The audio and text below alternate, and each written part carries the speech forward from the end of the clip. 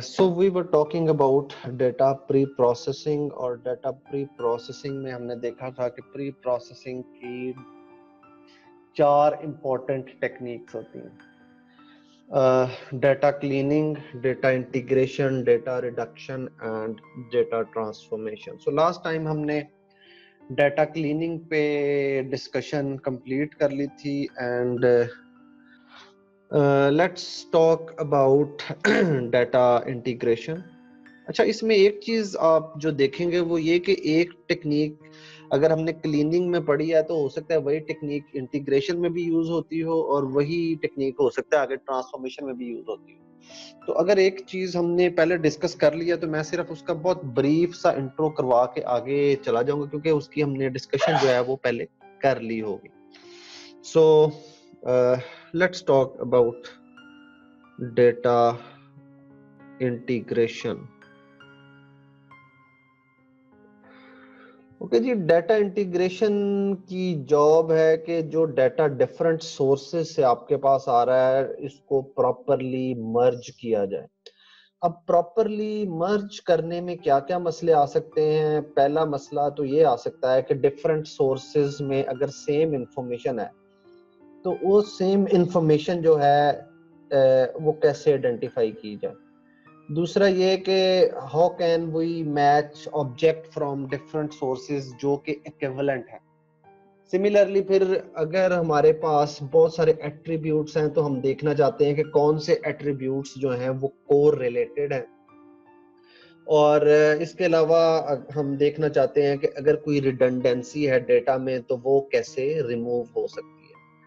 तो ये कुछ काम है जो कि हमें डेटा इंटीग्रेशन में हमें इन्हें देखना पड़ेगा। सो द प्रॉब्लम्स जो डाटा इंटीग्रेशन सॉल्व करती है वो सबसे पहले है कि हमारे पास कौन कौन से ऑब्जेक्ट्स हैं, जिसे हम एंटिटी आइडेंटिफिकेशन प्रॉब्लम कह सकते हैं। उसके बाद हम देखना चाहते हैं कि डाटा में कोरिलेशन कोई है या नहीं, तो उसके लिए हम कोरिलेशन और कोवेरियंस की स्टडी कर सकते हैं। ये हम वैसे पहले डिस्कस कर चुके हैं, इसलिए इसको मैं सिर्फ ब्रीफली वन लाइनर कह के आगे निकल जाऊंगा। दूसरा ये कि अगर हमारे पास रिडंडेंसी है तो उस रिडंडेंसी को हम कैसे मैनेज कर सकते हैं। तो ये कुछ इंपॉर्टेंट काम है जो हम देखना चाहते हैं डेटा इंटीग्रेशन के दौरान। सो एंटिटी आइडेंटिफिकेशन प्रॉब्लम की अगर हम बात करें तो एंटिटी आइडेंटिफिकेशन प्रॉब्लम ये है कि how can equivalent real world entities from multiple data sources be matched up. यानी कि अगर आप एक डाटा एनालिस्ट हैं और आपको एक सोर्स से कस्टमर आईडी मिल रही है और दूसरे में कस्टमर नंबर मिल रहा है, तो आप ये अंदाजा लगाना चाहते हैं कि क्या ये दोनों कॉलम एक ही चीज बता रहे हैं या डिफरेंट चीजें बता रहे हैं।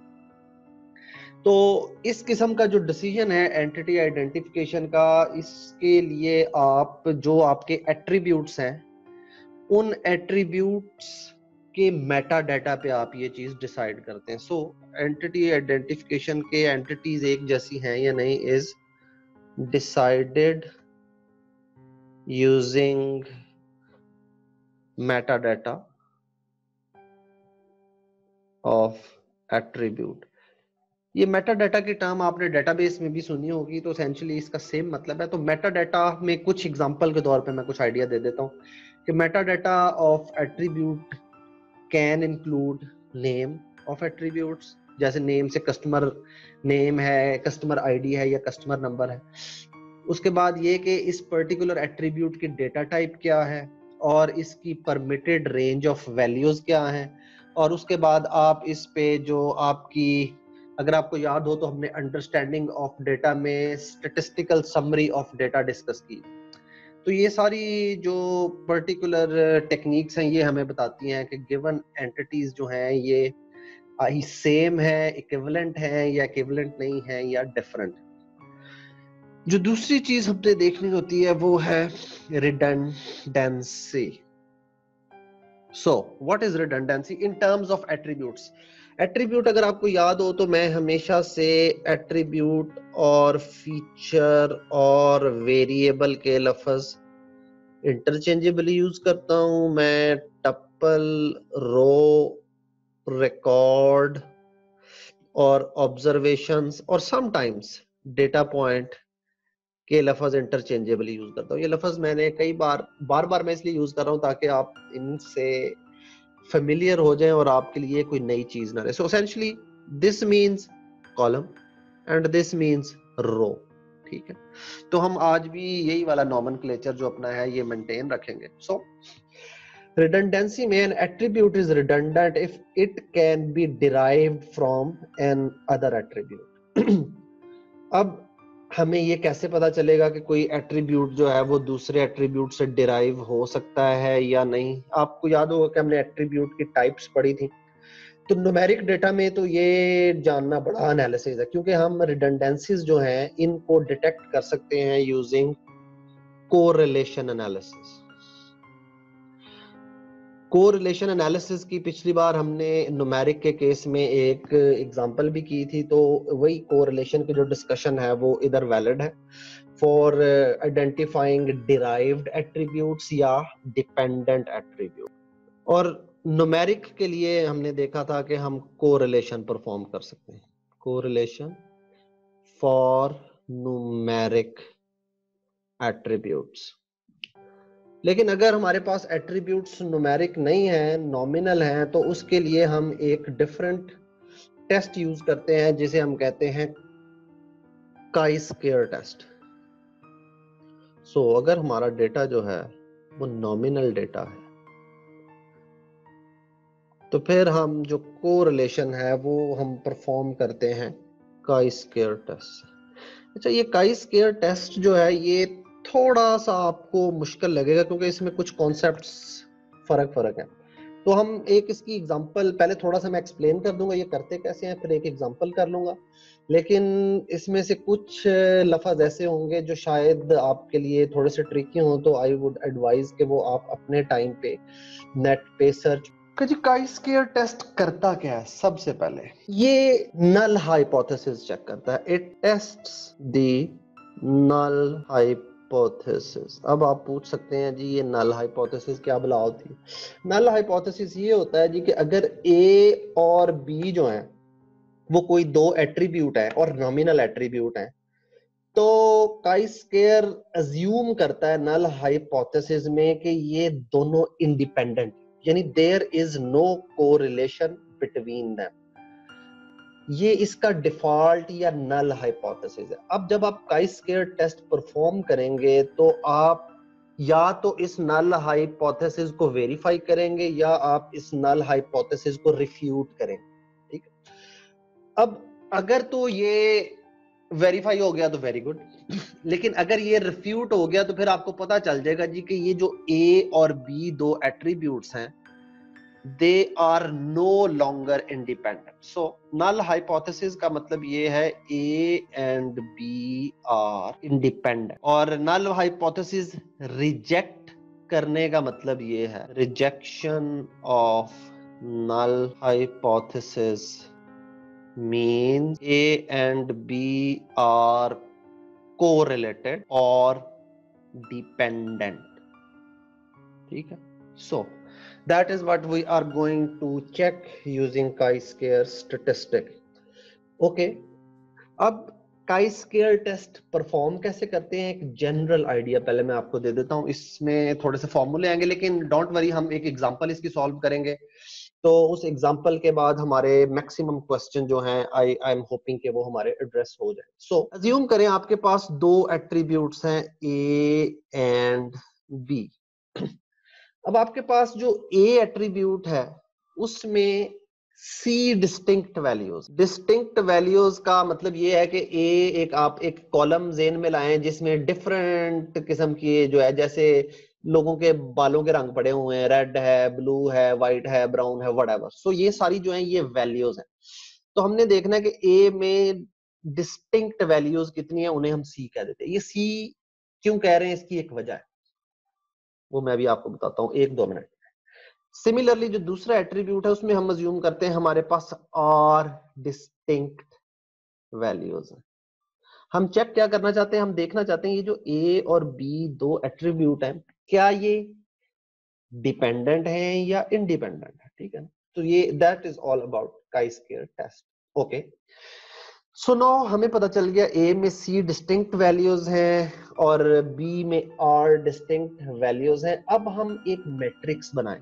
उस मैट्रिक्स या टेबल को हम कुछ इस तरह से देख सकते हैं। अब आपको सी वैल्यू समझ में आ जाएंगी। फर्ज करेंगे ए की जो सी वैल्यूज थी वो थी A1 A2 A3 up to AC।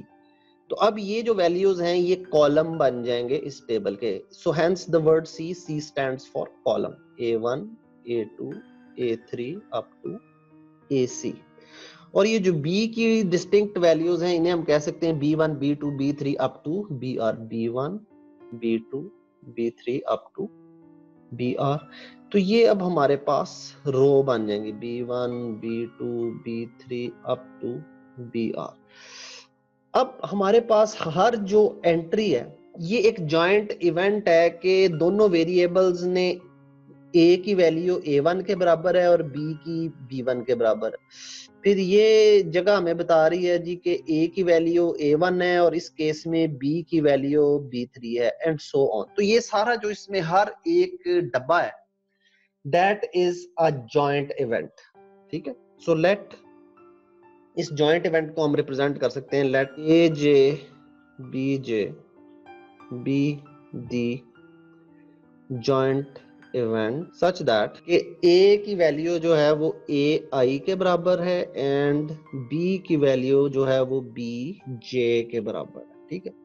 तो और इसमें से हर डब्बा जो है हमारे पास तमाम पॉसिबिलिटीज जो हैं जॉइंट वैल्यूज की उनको एड्रेस कर। ओके जी, once we have this table तो अच्छा इसमें एक चीज ये है कि हर वैल्यू जो है ए की और बी की उसके लिए उसका अपना एक डब्बा इस टेबल में मौजूद हो, ठीक। तो अब काई स्क्वायर जो है वो निकालना बड़ा आसान है। दैट इज कंप्यूटेड एज, अब ये हमने सम करना है कॉलम पे भी और रो पे भी, ठीक है। अगर ये अभी थोड़ा सा मुश्किल लग रहा हो तो जस्ट डोंट वरी, जब हम एग्जांपल करेंगे तो ये चीजें आपको बहुत अच्छी तरह क्लियर हो जाएंगी। So don't worry if you feel threatened by this equation, there's nothing to be afraid of here. Okay, ये O जो है ये observed values हैं, observed frequency of event AJ और BJ है, जबकि ये E जो है ये expected frequency of EIJ है, ठीक है। तो अब observed जो है वो तो हमने देख लीजिए कि क्या क्या frequencies हैं वैल्यू की। तो ये expected frequency हम कैसे निकालेंगे, ये बड़ा आसान, इसका एक फॉर्मूला हमारे पास है, EIJ is equal to count of A is equal to AI multiplied by count of B is equal to BJ divided by total number of observation जो आपके पास है। Okay, so now you have this one number statistic chi square। अब आपके पास chi square की कोई value आ जाएगी। So this is a number, it's a one number thing, it's a scalar ज्यादा बेहतर लफ्ज है। ओके जी, अब ये नंबर क्या बताता है, ये नंबर आपके पास आ गया। अब आपने एक और चीज जो है वो कैलकुलेट करनी है जिसे हम कहते हैं डिग्री ऑफ फ्रीडम। ये डिग्री ऑफ फ्रीडम जो है ना ये स्टैट की तकरीबन हर जगह पे ही आ जाती है। इस केस में डिग्री ऑफ फ्रीडम होगी कि आपके पास आर की जितनी वैल्यू थी मल्टीप्लाइड बाय सी की जितनी वैल्यू थी। तो ये ऐसे निकालते हैं। वैसे डिग्री ऑफ फ्रीडम ये होती है कि किसी भी केस में आपको कितने इंडिपेंडेंट पीसेस ऑफ इंफॉर्मेशन चाहिए होते हैं। फॉर एग्जांपल मैं आपको एक एग्जांपल देता हूँ। सबसे आसान एग्जांपल जो है डिग्री ऑफ फ्रीडम की अंडरस्टैंड करने की वो है कोइन टॉस। फॉर एग्जांपल कोई एक कोइन टॉस हुआ। अब आप ये जानना चाहते हैं कि कोइन टॉस का रिजल्ट क्या आया। आपको अभी तो कुछ भी नहीं पता कि कोइन टॉस क्या आया, लेकिन आप जिस बंदे ने कोइन टॉस किया उसने आपको एक पीस ऑफ इंफॉर्मेशन दी कि भाई हेड नहीं आया। अब क्या आपको और कोई पीस ऑफ इंफॉर्मेशन चाहिए ये जानने के लिए कि कोइन टॉस में हेड नहीं आया तो क्या आया होगा? नहीं। अब आपको एग्जैक्टली पता है कि अगर हेड नहीं आया तो भाई ये टेल ही आया होगा। So that is an example of degree of freedom is equal to 1. ठीक है। सिमिलरली डिग्री ऑफ फ्रीडम 2 की एग्जांपल के तौर पे, फॉर एग्जांपल आप किसी इशारे पे खड़े हैं